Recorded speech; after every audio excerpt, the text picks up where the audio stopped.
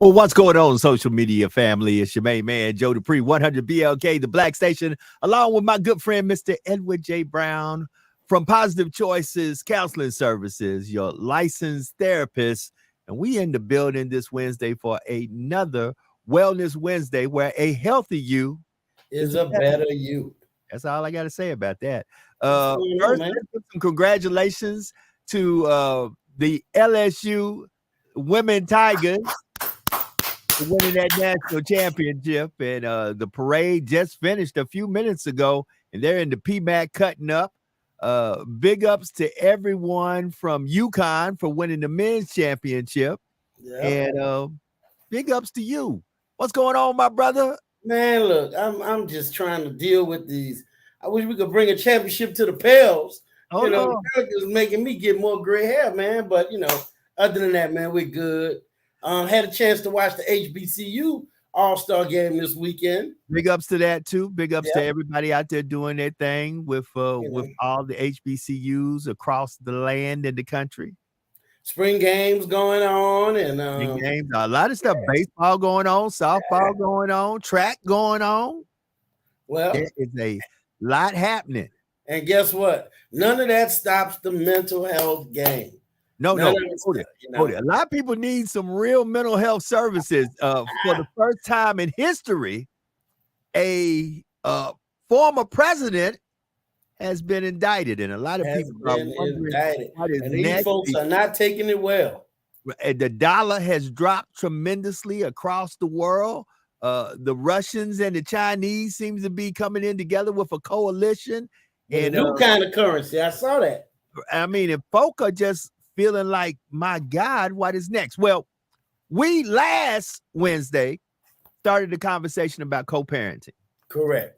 My God, we got a lot of responses. My brother even hit me up after the podcast and said, wow, there's some things that some people reached out for him. So we are wanting folks to log in, tell a friend to tell a friend, share this with a friend, because we are in the building. Absolutely. We're going to get back into the conversation. Somebody sent me a message. Okay. And said, what do you do when the other individual who is co-parenting weaponizes the system to work against you when it comes down to dealing with your children? This whole topic that we opened the floodgates on last week was one that needed to be visited, because we talk about it every week, that we want to talk about issues that will help individuals be better, individuals. So when we started talking about the importance of joining two separates into one whole, it made people think.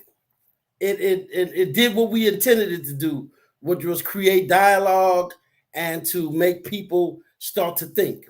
Well, one of the things that I think ruffled a lot of feathers was the fact of, what do you do when two individual parents are not on the same page? So when we started talking about, one parent has a different parenting style from the other, and them needing to have a unified front because children will utilize that conquer and divide type scenario. Correct. Very much so. So when we start talking about when people and individuals use children as pawns, there is nothing more detrimental to the well-being of a child than to be put in the middle of two adults who are feuding. And individuals don't understand that. So one of the ways that I kind of try to put in perspective for parents is we talk about cognition. Okay? You and I know things like the finality of death. We know if we watch Set It Off and Queen Latifah gets killed in the end of the movie, and then we change the channel, and there she is on Living Single, we understand the concept that Queen Latifah is an actress. Correct. But if you are a 5-year-old or a 4-year-old That's very confusing. Very much so. You don't understand. Didn't I just see that lady in slow motion take a bunch of bullets? Mm-hmm.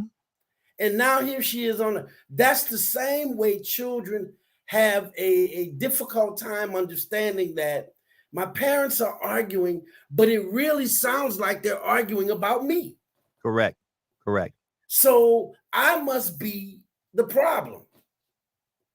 And then the minute the child starts to act out, or if you're lucky enough, you have one that's able to communicate their feelings well enough, and they say, well, I feel like this is all my fault. Now you want to come, oh no, babe. But I just heard you and dad yelling, screaming, and I heard my name several times. What we're talking about here is when hurt individuals try to hurt other people, and they will use whatever means they need. I tell people I do anger management. I know we're talking about co-parenting, but I do anger management. And one of the things that I tell people is there's 5 steps to arguing.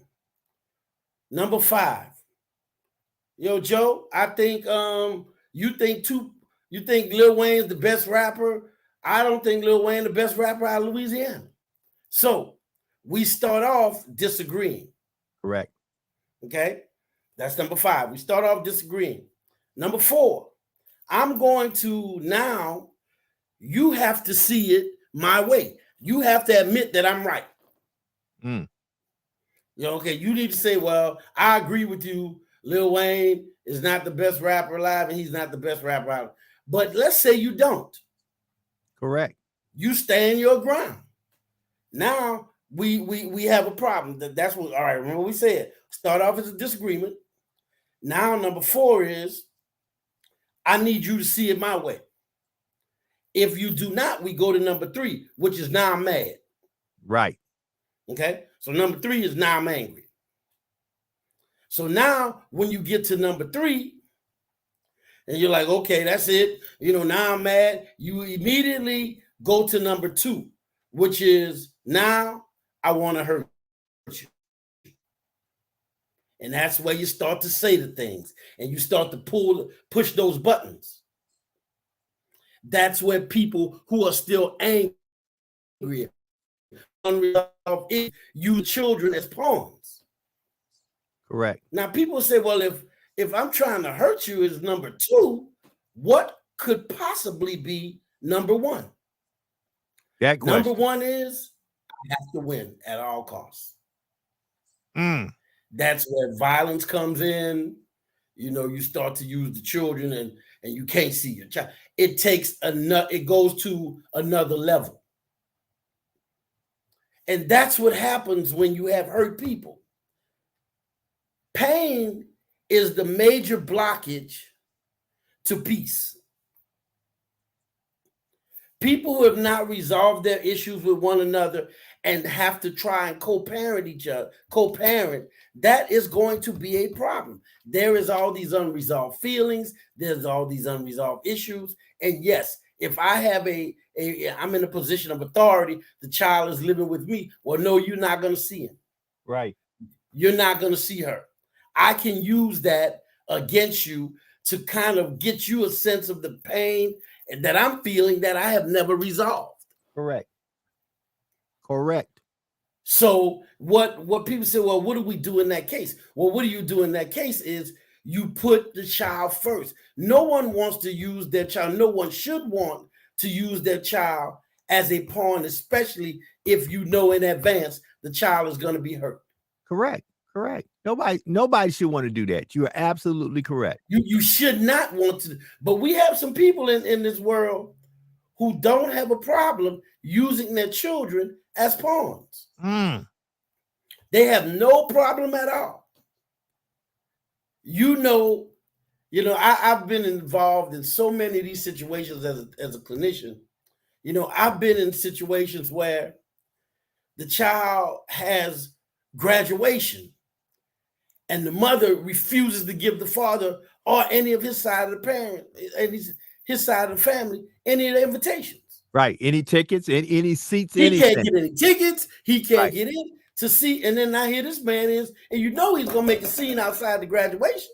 Right. Right. This is a one shot. This is a one-time deal. Or here's what I've always found out, and I just have to say it.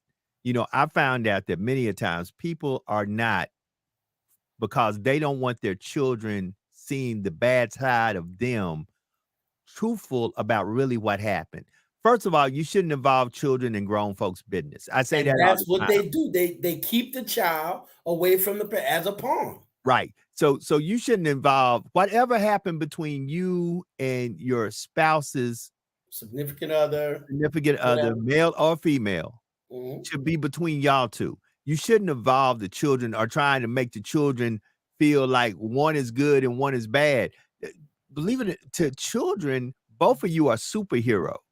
Correct. And really, sometimes our dysfunctionality confuses the kids to the point of, is this the way relationships are supposed to go? Understand, you set the standard on how children see and comprehend other individuals and begin to develop their relationships. Absolutely. Absolutely. We get to the point where we realize that these children view us in high regards. And sometimes when we have unresolved issues or we have these feelings and these things that we've not dealt with, we use the children and we pass that on to them. Correct. You know, you don't know the impact to be in a clinical session and hear a 7 or 8 year old call their father a deadbeat dad. Wow. Now, you know, children don't have that kind of language. They don't even have that kind of cognition. Correct. Correct. He heard that from somewhere. Correct. You know, so as we talk about the co-parenting thing, you must be in tune with your unresolved issues, or it's something we call transference and countertransference. Mm-hmm.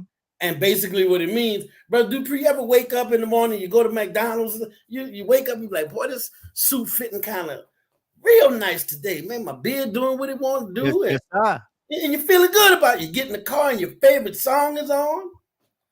And you say, I think I'm going to go to McDonald's and get me a cup of coffee. Yes, sir. And you like, yeah, you pull into the line and you hear, welcome to McDonald's. Can I help you? Yeah, I'd like an egg McMuffin and a large coffee, 3 creams and 3 sugars. All right. And next thing you know, when you get to the window, hey man, you should smile more. It's a good day. Yeah, whatever, man. Here you go. All right. And before you know it, when you pull off, you don't find yourself as happy. Well, because now you have allowed the osmosis. See, like I tell folks, transference and countertransference, yeah. Right. And you have to understand this. Your attitude will always determine your altitude. And Correct. The truth about it is, like I tell people all the time in the classes I teach, like the one I'm teaching tomorrow, if I put a good person around 4 bad people, here's what's going to happen. Either these 4 bad people are going to influence the good person to either start thinking bad, being bad, or acting bad, or the good person is going to influence the 4 bad people to start changing their ways and acting better and doing good. I said, that's just the way it is. I said, we don't say the saying, birds of a feather flock together for no reason. Correct. And we really have to understand that we pass this energy on to our children, and then we want to wonder why. Here's one of my favorite stories, and I tell this story every time we go out and talk to teachers. There was a student, and the student was suspended for cursing the teacher out. Okay. This was actually the principal. And so I had the duty of telling the mother that the son was suspended. When the lady came, she had a real nice suit on. She looked real nice. And I brought her into the office. I said, look, I have some bad news. You know, he's suspended for 3 days. He cursed the teacher. And she began to cry. She was like, I don't know what to do. I try to get him involved in positive things. And, I don't know where he get this anger from. And where I don't know where he gets all this emotions that he have. And she said, where is he? I said, well, he's in the next room. We're going to go in there in just a second.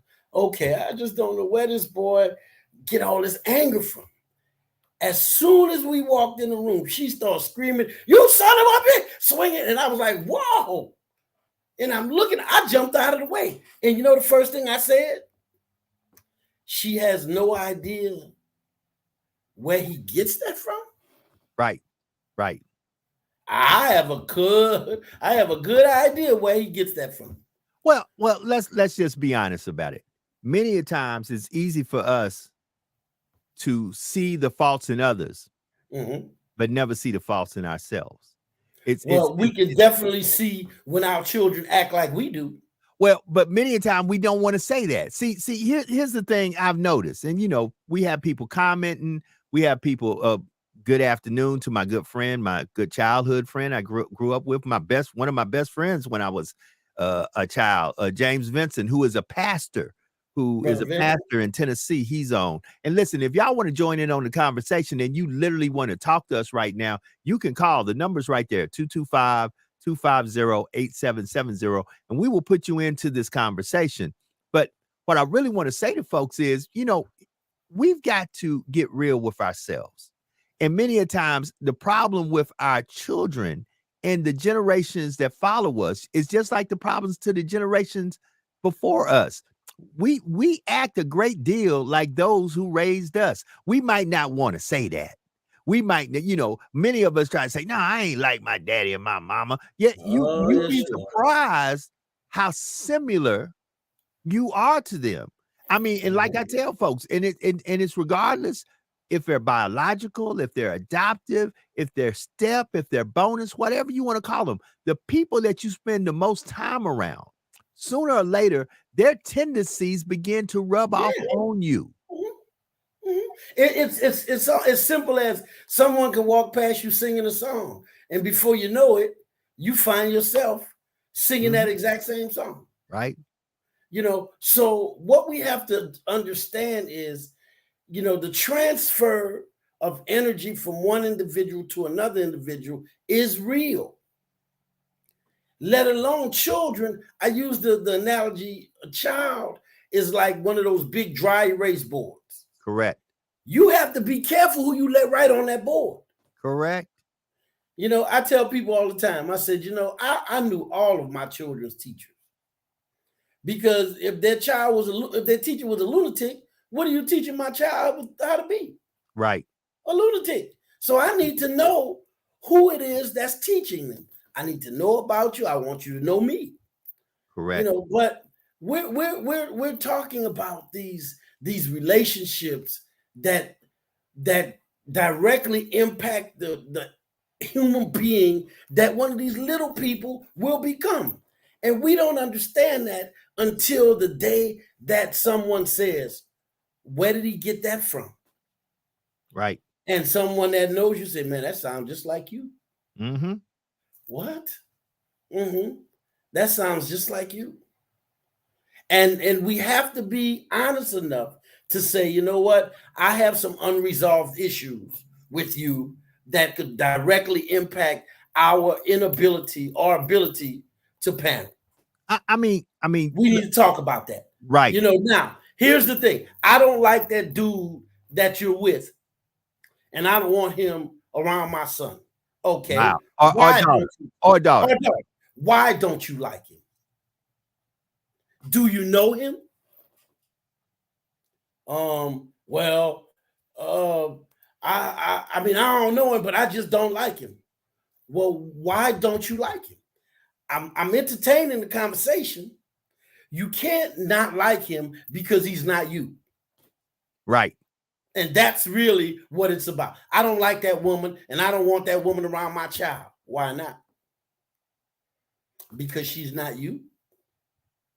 We are not together as a couple, but we will always be connected through the vein of parenting. Correct. Now, we're going to have to get along, or else it's going to be a problem that's going to impact our children. If that is not motivation enough for you to kind of come together, then because see, people don't think about that. They don't think, well, I just don't like you, and you make bad choices. You. Right. It's not about me. It's not about you. It's about this little one right here.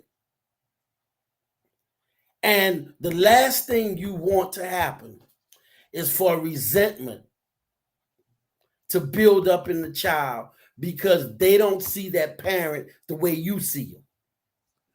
Well, let me ask you this, and I'm just going to be straight up with you. Mm-hmm. You know, we see how certain relationships, they weaponize the kids. Correct. We see how they weaponize the justice system and child support court to try to punish individuals. And I've seen that door swing both ways. You know, I'm like, wait a minute. Are you really trying to get support for the child, or are you trying to punish the other individual because that individual is not together with you? Correct.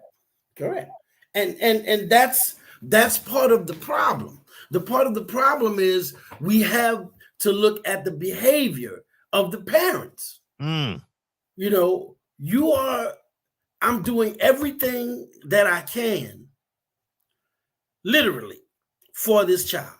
I try to pay the tuition. I try to give you money, but because you want to stick it to me, not because I'm not doing for my child, but because you want to stick it to me because I cheated or we're not together because I decided I didn't want the relationship, whatever it is.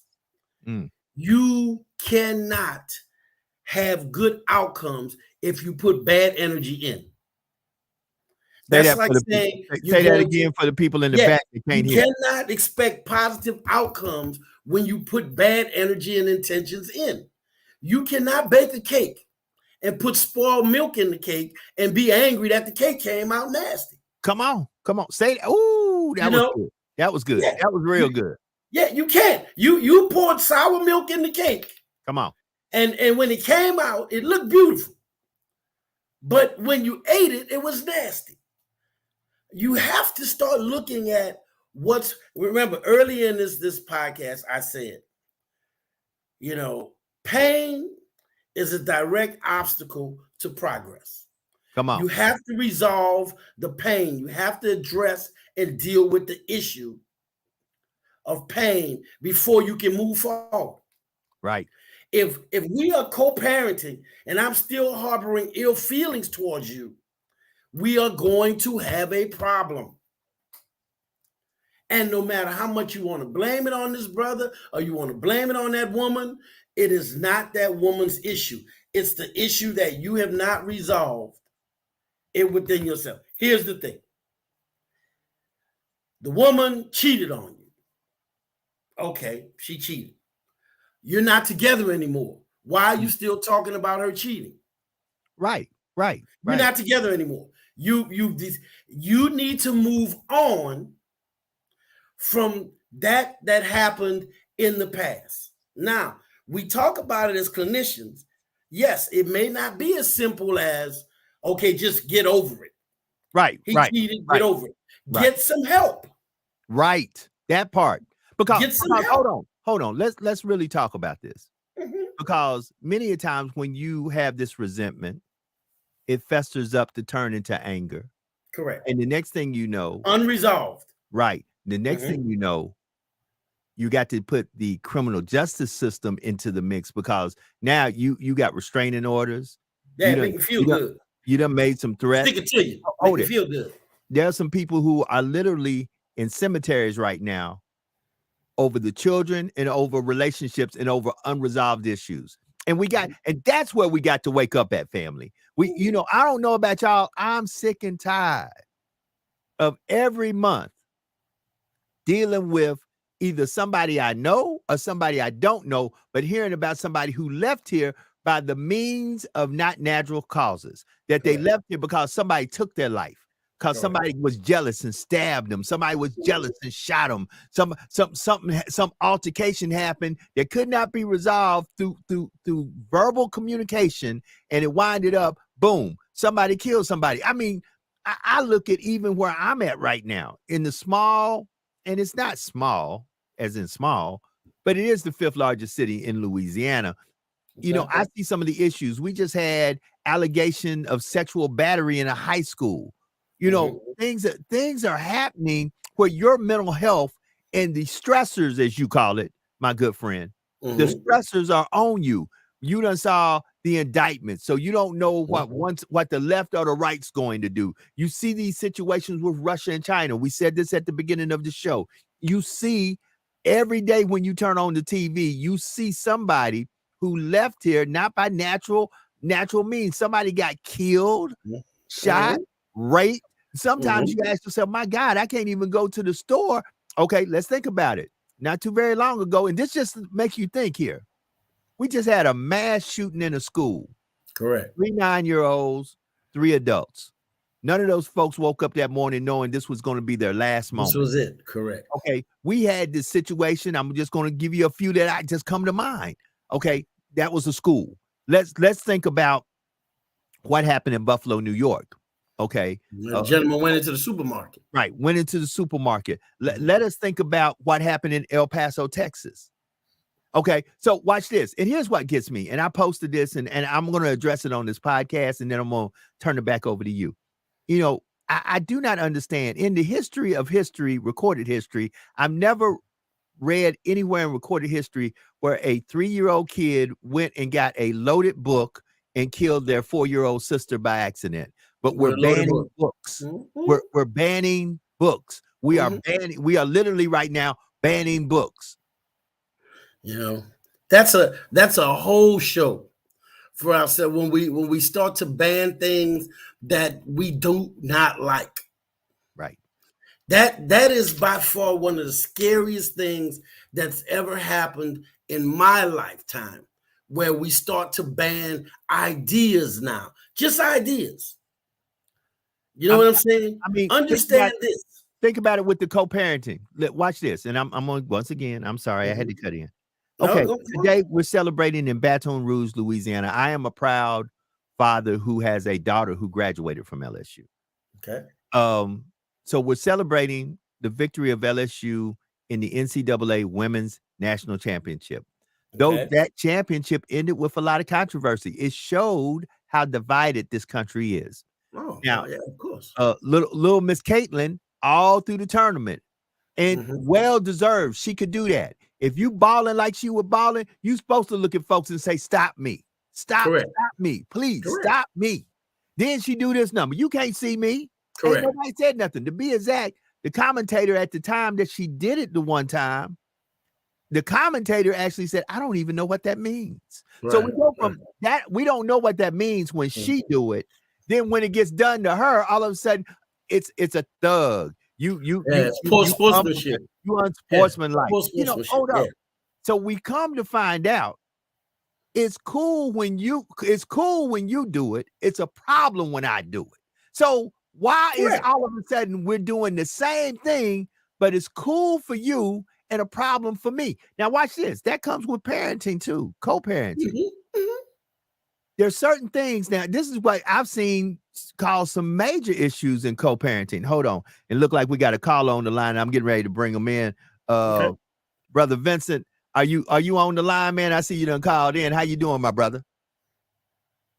Let me see. Do I have him? Do I have James on? I think I got him on. Hold on. I don't know. Can I hear him? Hold up. James, are you there? Hold on. I'm trying to get him in. Hold up. James, are you there? Yeah, I can hear you now. Hold on. Let me try to get you into the system. Hold on. Let me see. Can I get you in? Hold on. So hold up. Congratulations, though, Brother Vincent, being our first caller. Yeah. We definitely. Okay, James, can you hear me? Okay, I can't. Hold on. So let me try to get him in. Let me see. Can I do this another way? Hold on. I'm going to get James in 1 second. So I'm just going to tell James to hold on, and we're going to get James in 1 second. So. Well, you know, when we start looking at it and we're talking about these behaviors in regards to one now, parent. James, can you hear me? That's the question. Can you hear me now? Okay. Eventually, I don't know if I got James or not. So hold on. Let me do it like this. When all else fails, I can do it like this. James, I know you can hear me now.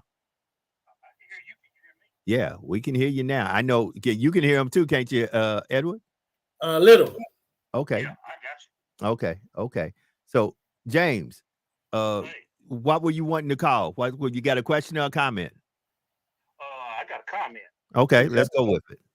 All right, then the comment that I got is that y'all have a wonderful conversation going on here, and the main comment I have is that especially in the part about oh Lord, I'm hearing feedback. It's Okay. rough. Okay. The comment about dealing with the co-parent that needs to Mhm. move on and trying not to bring up everything against another parent in front of the child. Correct. How do you get that parent to recognize they actually have a problem to move on? Because folks don't recognize Mhm. when they need to move on. One of the things that people who have a problem moving on exhibit is it's almost a repetitive conversation that is the same. Every time we get together, we have the same conversation about the same thing all the time.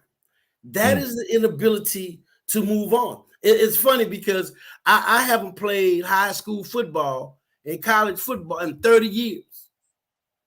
It's no need for me to be reliving my glory days. So why you and I haven't been together in 10 years? Why are we still talking about the trials and the tribulations that we went through 20 years ago? There is an example of, I need you to understand. Do you notice our conversation is the same every time we get together? You bring up the same thing every time we get together. At some point, we have to get past this conversation. As a matter of fact, we have to get past the detrimental. Can we have a positive conversation? I have a technique that I use with my clients that I feel are very, very pessimistic. And this is what I say. The first 30 seconds we encounter each other, nobody can say anything negative. And you'll be surprised how long 30 seconds is. Yeah, Hey, it's man, a how you long doing? time. It's a long time. Hey, man, how you doing? I'm good. James, we thank you for calling in. I'm going to work on this board and try to get it where I can really pipe them in next time. But thank you for calling. Yeah, man, please call in more. Call in more. Right. Great We question. want folks to call Because in.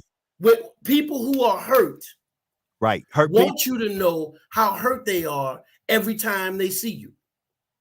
So they have a tendency to bring up the things that hurt them over and over and over again.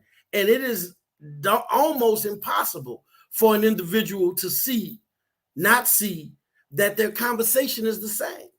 Right. We talked about this last time we were here. Correct. Every time I see you, you call me a cheating bastard. You say that in front of my daughter or my son. Every time I see you, you call me a gold digger. And you say that in front of our children. Every time we get together, there is a pattern of abuse. Now, people may not think that's abuse, but it's abuse. If it's hurtful, then it's a form of abuse. Correct. Now, the level of hurt is different. You know, if I call you ugly, yeah, that hurt. But if I start passing out pictures to 50,000 people of you and I merge your picture with a monkey, that's even more painful. So my answer is to you point out to the individual the repetitiveness of their behavior, their conversations, their actions. And if that does not do it, that person has a real big problem with denial. And then when people deny that something exists, what I advise my clients to do is don't engage. And then that'll show. Well, I tell you what, since you don't believe that every time we get together, you bring up the same negative topic, the next time you do it, I'm not going to participate. Right. And when they start saying, yeah, you cheating bastard, Nope, I'm not doing it. I told you, you bring this up all the time, and I'm not doing it. That's because you're a cheater. No, I'm not doing this. I'm not doing it. And then at some point, they'll say, well, I guess I do this because he ain't been talking to me every time we get. I'm not talking to you about that. Right. We're going to be positive, you know. And it got to the point. I have a very good friend of mine, and when he was going through some problems with the mother of his child, she would not allow him to see his son. So we would go with him to pick the son up, and she refused to open the door. And thank God, you know, he involved the legal system because he wanted to have a part in his son's life. And it wasn't until the judge said, now, here's a court order. And the court order says he gets his son on this weekend and that weekend. And we're back here because you refuse to give him his son on the weekends. I said you should. Wow. The next time we are in here, you'll be held in contempt of court and you'll go to jail. So I'm just going to try this one more time. I think I got James on the. James, are you here? Yes, I'm here. Okay, he's here now. There we go. Right. So now I got you. So James, did that answer the question that you had? It did. It did answer the question. It did answer the question. A lot of times, and I agree with Brother Brown, we tend to be enablers to situations. When there was a whole lot of people we see, you know, it's easy to look from the outside looking in. And you see it right there on the wall, but no, they cannot. And sometimes even with our own closest friends and trying to point out a situation, it's not good for us to sit there and be enablers of it. We have to help them along and not participate in that same type of destructive attitude or conversation, because if we do, all we're doing is just perpetrating what they're already doing. Absolutely. So, and there's nothing wrong with removing yourself. There's nothing wrong with removing yourself from those situations. That's right. I always tell my clients, you ever saw somebody argue with themselves? It's hilarious. You know, and you better not say nothing. That's why you're sitting there not saying nothing, because you're stupid. You're arguing with yourself because they need fuel. You need someone to fuel that behavior. Yeah. And if someone is involved in destructive, non-productive type behavior, especially in regards to parenting, you have to, you use a great term, you know, by participating in this dysfunctional behavior, we become enablers. Because it's very difficult for a person to argue with themselves. You know, now here she is tearing you down in front of your child, and there you are now tearing her down in front of the child. And James, James, we thank you for calling in. We encourage other folks to call in. That's my good childhood friend, Pastor James Vincent from Henderson, Tennessee, got it locked in. So thank you for calling, my friend. No problem, man. Good show. Keep it going. All right. So family, if you want to join into the conversation, all you got to do is dial the number 225-250-8770. You may have a question. You don't have to give your name, because all I'm going to do is say, caller, hey, question or comment. The reason I brought James's name up, because James and I know each other quite well, and I do thank him for calling in. And I had to work some things on the board to make sure I got that call right. So I finally figured, you know, we still going through some learning things ourselves with our new technology, but we taking calls now. So you are welcome to call in and say, listen, I've been dealing with a situation, because understand this, when there is stress within the family unit with bonus dads, bonus moms, stepchildren, stepsons and daughters, the parental parents, mom and dad, listen, that all causes issues with learning, issues with discipline in school, issues across the board. And a lot of times, you know, you really won't know this until later in life, when these children are grown adults and they're able to pull you to the side and say, you know, this affected me when y'all were going through A, B, C, and D. You know, think about this. Your child is at school with other children. They're same age. And if we know one thing, as sure as we know the sun will rise, is Come on. children talk. Come on. And all of a sudden, you hear Akeem saying, man, my daddy and my mom and we went to Dave and Buster's. Boy, we had a great time and everything was wonderful. And then here's little Michael. Michael's thinking, my mom and my dad called each other all kind of bad names when they came to the house to pick me up last weekend. That's right. So now you see little James don't like Akeem. Mm. And you wondering what's little James' problem? Well, Right. little James' problem is that he saw you and his mom cussing each other out. And here's Akeem talking about how wonderful his mom and his dad is. And he wishes his parents were the same. Correct. We have to start to think about how our actions impact our children. And you can sit there and deny and point the finger at the other one. But I'm here to tell you, it takes two to make them, it takes two to impact them. And raise them. You do not think you are, well, I'm not even in the house with it. How I'm doing anything. That's the problem. Right. I mean, therein lies the problem. Hold on.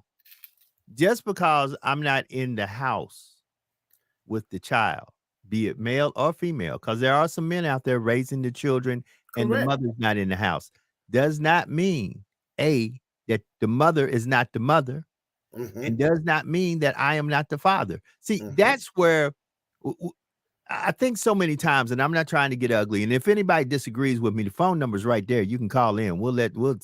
But I think too many times you want to say, because I'm angry at the significant other, or I'm angry at the other parent that I made this child with for whatever reason. Now I want to X them out the child's life. And, you know, I just like I X'd them out my life, I want to X them out the child's life. And to be honest with you, most of the time, that's for your personal reasons. Right. Has nothing to do with the child. Nothing to do with the child. Now, we're not talking so that people don't come and rush in the door. We're not talking about children who are battered or, you know, the parent is going through, you know, that we're not talking about that. We're talking about him being a good boyfriend or a good husband, her being a good girlfriend or a good wife has nothing to do with them being a good parent. Correct. That's what we're talking about. We're not talking about, you know, ladies who may be dealing drugs around the child or a man who has a drinking problem or, you know, we're not talking about those things. We're talking about two individuals who are putting in the effort to co-parent, and their relationship or the dysfunction in their relationship is directly impacting the child.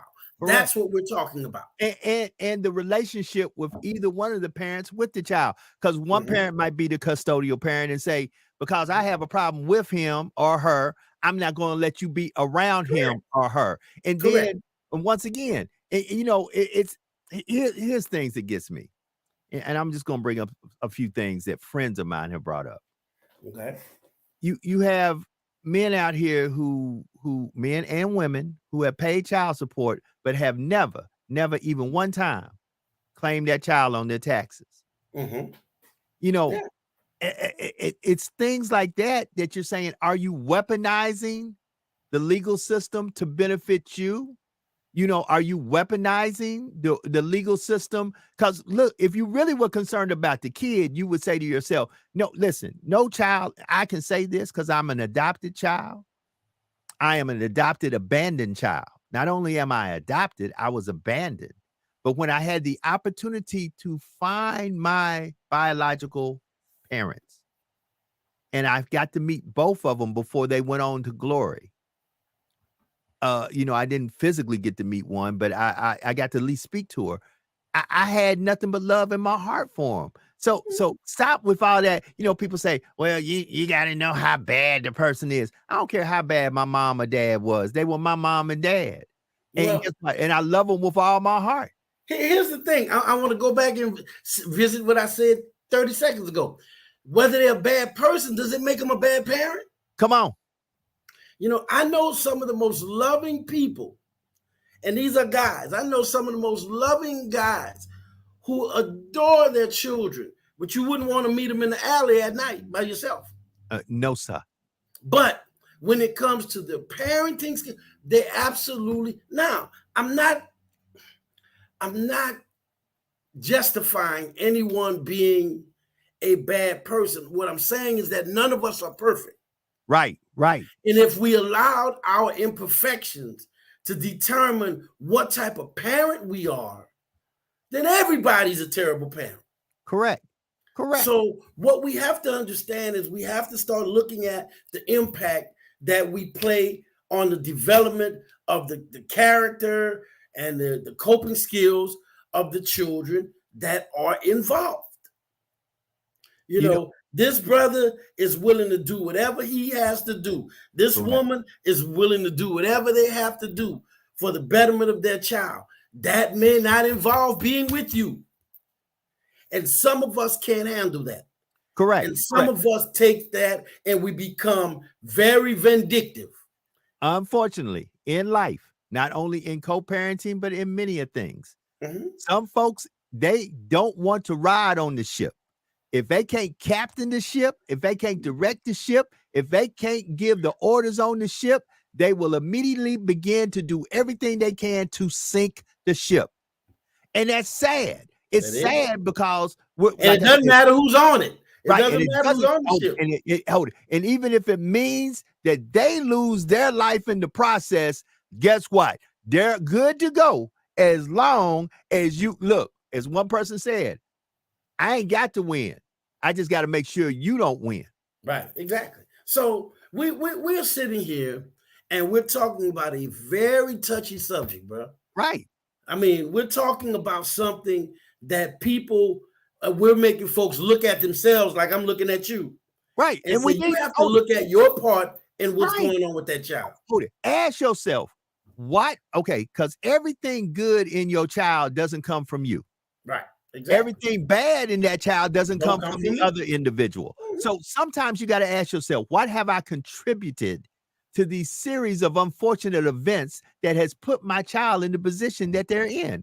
And you got to look at, and and then here's what gets me, and no offense, I know I got a pastor on the line, and folk know me from some things I've done in my spiritual background. But at the end of the day, here's what I tell folk.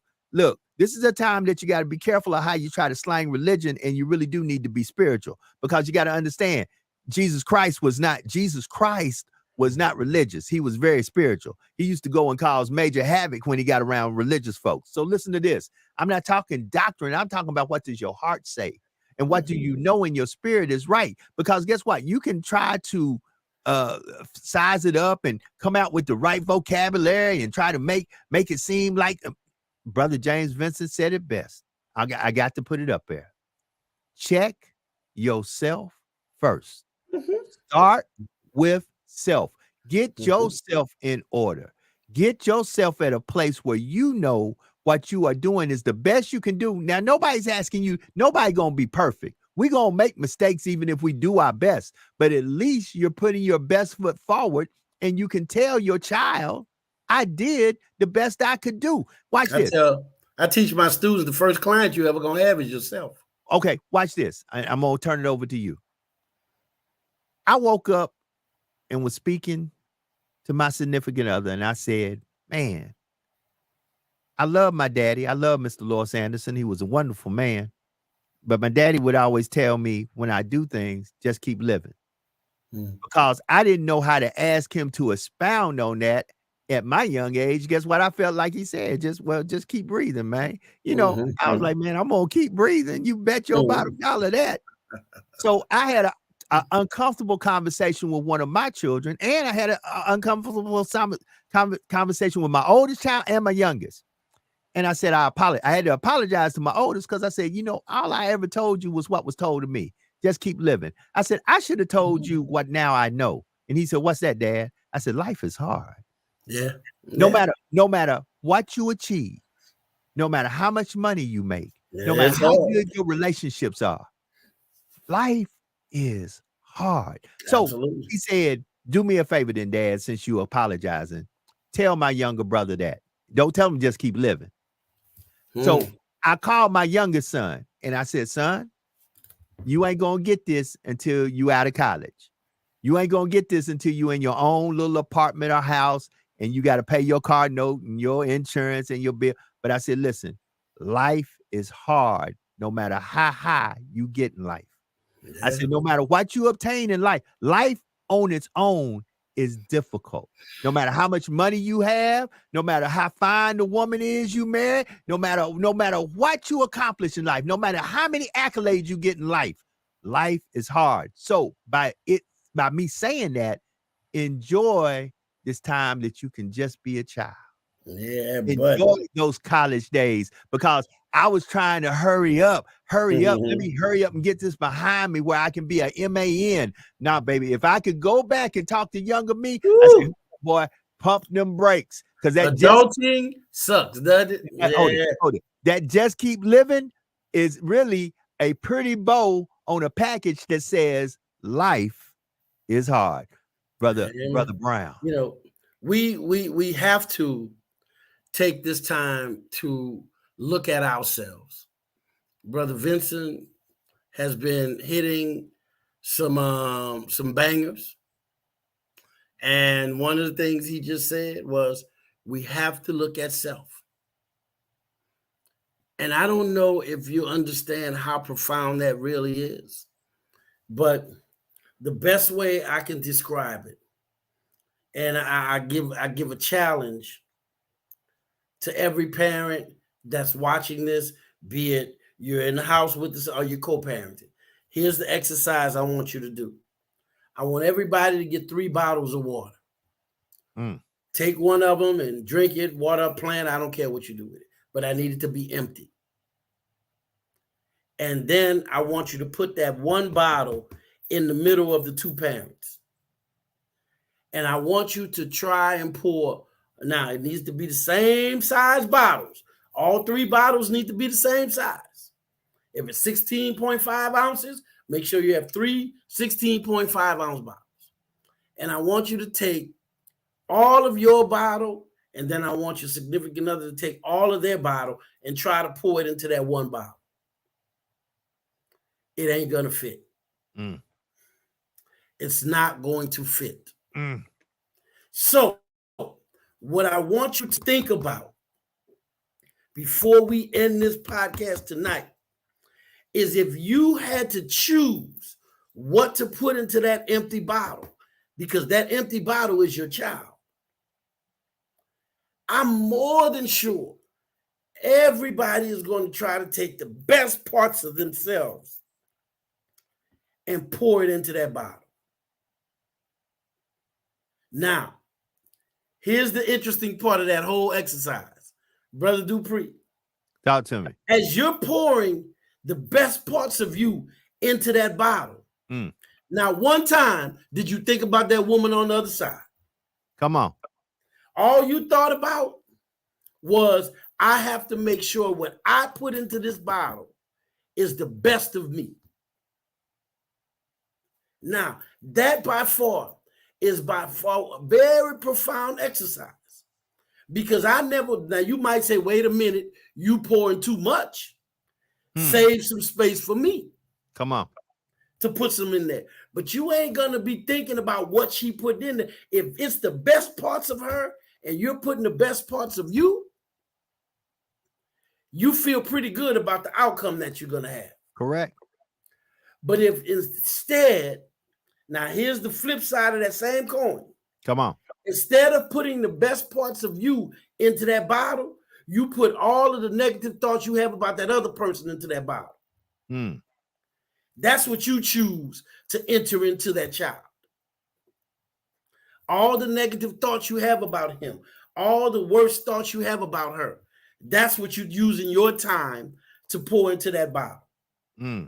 No. Who would do that?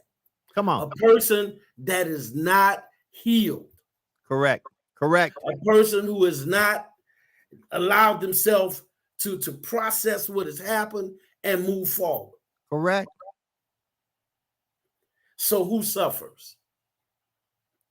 That child does. And then you want me to give you the thumb of approval as a great parent. No, I can't do that.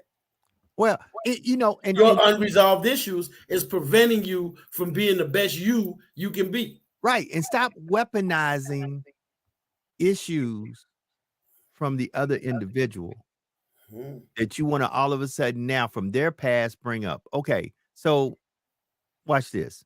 I like what you said earlier, and I'm going to leave my portion of tonight's show with this. The person that you made the child with could be a drug dealer, could be a bad person, could lie, could steal, could do a lot of stuff. Doesn't mean that they're not a good parent. It does And not. so you can't look at, quote unquote, the things that you look at that person as negative qualities. Because I heard something today that blew my mind when an individual told me, if the person doesn't make $100,000, I wouldn't date them. Mhm. You just You just eliminated 78% of all the men you're going to come in contact with, if not higher. well, and then once again, the person said something in the conversation that made me laugh. The person said she grew up around aunties and women who look good, and she saw how they use men to get what they want. But here's what she said: they never got what they really want because men ain't as slow as you think we are. No. We not, and that's going to be for another day. But at the end of the day, what we're trying to say is, understand this: you set the table and the tone for what comes next, men and women. So here's what I always ask men, like I will ask tomorrow in my class: if your little girl came home with you, would you allow your little girl to date you and to marry you? Ooh, preach. And I say the same thing to the women. If your son came home with you and everything you do, seen and unseen, would you be happy that your son came home with you? Well, understand this: most men and women marry their mom and dad. They don't want to admit it, but they literally marry somebody who reminds them of their mother or their father. And that's just the truth about it. And that's why, family, we've got to have this unusual and uncomfortable conversation that we have on these podcasts, because guess what? Black folks are committing suicide at rates of astronomical proportion, period. Now, look, I see folks that do podcasts and they get on and they listen. I don't care if I have no folk on this podcast. I don't care. Do it every Wednesday. Every Wednesday. Guess what? We're here every Wednesday because we want to give you the tools that you can go back and hear somebody who might make you say, man, maybe it is me. Because guess what? I done found out I can't fix other folk. Hey. I can't. I can tell them. I can't tell them what they don't want to hear. And I can't want for them what they don't want for themselves. Well, that's why we've been doing this for 3 years almost now. Come on. Because we've decided mental health is important. We've decided it's important enough that we're here every Wednesday from 8 p.m. to 9 p.m. and later some days, depending on the topic, because we are committed to giving you the information that could help you be the better you. We have to make a commitment. So what we did tonight was we just challenged everyone to look at yourself and be okay with the good and the bad, because every day is a possibility to change. Every day that you wake up, there is a possibility that you can change something about yourself. So you don't have to be upset with the fact that you feel you procrastinate or you're just not where you want to be in life. Tomorrow is another day for you to conquer.